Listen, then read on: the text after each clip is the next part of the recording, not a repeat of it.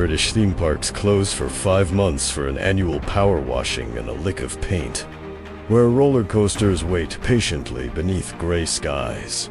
One man disappeared. He entered a world of Harvard referencing, research, and late-night panic writing. And for a moment, it looked like Whit had lost his mojo. But beyond the midwinter blues, the adventures were still waiting. He wasn't gone. He was plotting a comeback, bigger than Madonna's ray of light. And now, the next season of Planet Whit begins.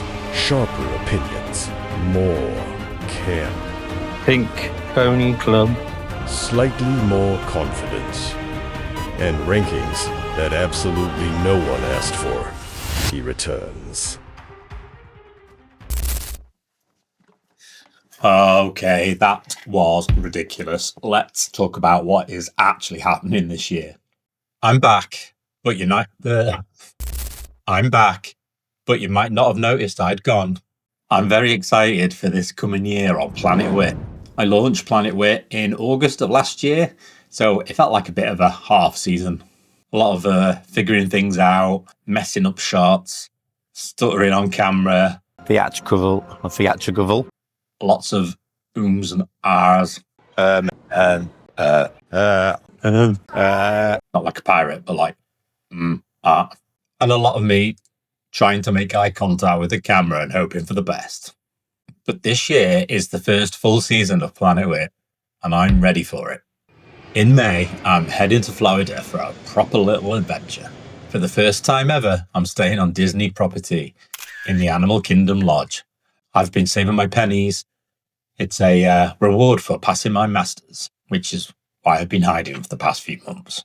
I've always been a stay off site, rent a car, try and do as much as possible kind of visitor. But this time, I'm going to try and chill a little bit and relax and live in the Disney bubble and see what that's all about. Early entry, buses, monorails, lots of other modes of transport, apart from driving my own car. I'll have to pinprick the Disney bubble. That's difficult to say. I'll have to pinprick the Disney bubble a little bit because I have to go to Epic Universe. I'm looking forward to all of Epic, but particularly Dark Universe with the classic monsters.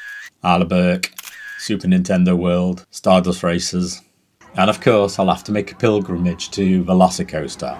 I love that ride. As I said, this is my first visit to Florida without renting a car, so I'm looking forward to taking it a bit slower, not worrying about being on the wrong side of the road, proper resort downtime. I'm going to try and be a bit more adventurous with the dining. Before I just used to rock up anywhere and eat what I was given.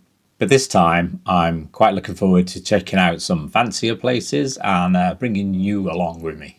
Last time I went in 2023, and Epcot was definitely still a building site, but now they have finished the central spine area, so I'm looking forward to seeing how that looks. And they've got a new Moana walkthrough attraction and new version of Test Track, so that is exciting.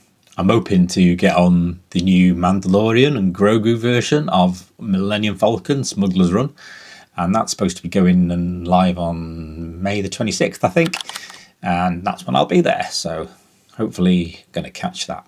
Then later on in the summer, I'm going to go on a Belgium and German road trip with a side order of Efteling. I'm hopping on the ferry again for a 2-week road trip in Madge the Car, and I'm going to be taking in lots of first-time parks for me. Plopsaland, because of the Ride of Happiness, and I'm hoping it lives up to its name. Bobbysland, I'm really sorry for pronouncing these badly. Walibi Belgium, and Movie Park Germany. They'll all be brand new for me. And I'll be returning to Efteling and Phantasialand. And I blooming love Phantasialand. It packs so much into such a little footprint. I'll also have a couple of cultural side quests. Paridasia, which if you've never heard of, apparently it's one of the most beautiful zoos in Europe. It's meant to be a zoo with some stunning architecture, temples, pandas, and there'll also be the Atonium in Brussels, because who doesn't like big, giant silver balls? I'm also going to sneak in some off-camera footage off camera. How can you sneak in off camera footage? I'm also going to sneak in some off camera time too in Bruges, because I've never been there, and a day or two in Brussels. Back in the UK, I'm going all in this year. I've got annual passes for Blackpool Pleasure Beach and for Merlin for the first time, so I'm going to get my money's worth. Embarrassingly, I haven't been to Fort Park since before the Swarm opened, so I'll be riding that and Hyperia for the first time. I'm also planning first ever visits to Chessington and Paultons Park.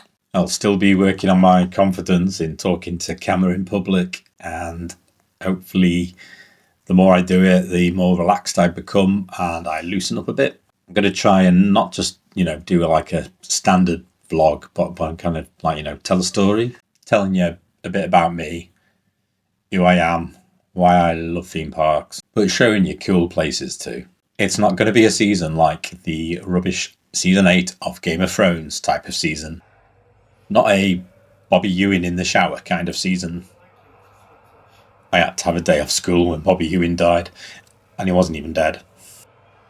It's going to be a Succession level return. More parks, more opinions, and more of me on camera if I pluck up the courage. I hide a little bit and keep myself to myself, so it'd be great to meet some of you guys out there, and other creators too. There's loads of people who I admire and I'd love to see this year. So if you enjoy theme parks, camp commentary, too many pop culture references, then you're in the right place. I suggest you subscribe immediately so you don't miss anything, and turn those notifications on. And I'll hopefully see you around. And now I'm going to turn this off. Beep.